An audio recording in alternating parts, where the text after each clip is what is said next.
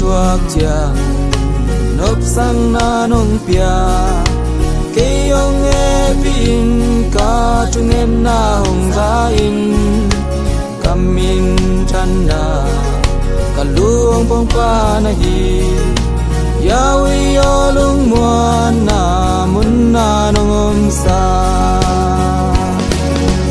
Yahweh kahan na le kalung na hi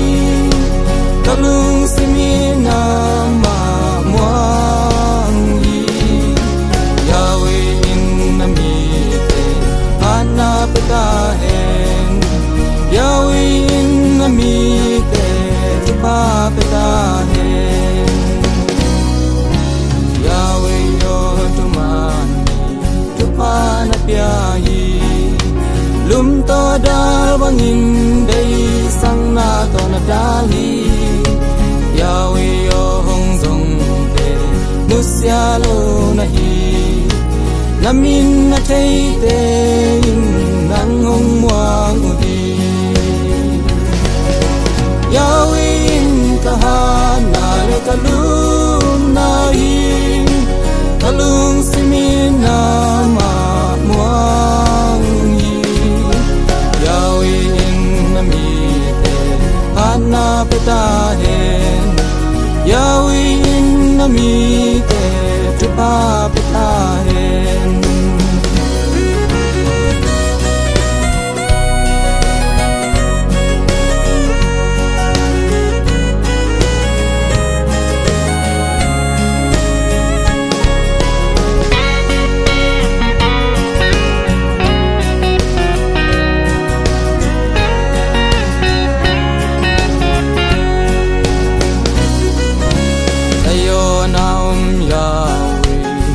na la sa un min rang kum pi pa hong tum thei na ding in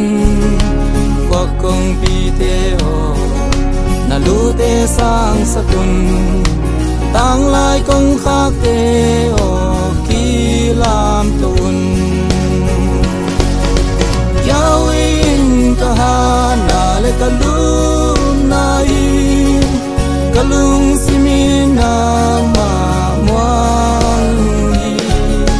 Yahweh na mi te ana peta hen Yahweh na mi te tu pa peta hen Yahweh kahan na le kalung na hi kalung simina ma muang hi na peta hen Yahweh na mi te tu pa peta hen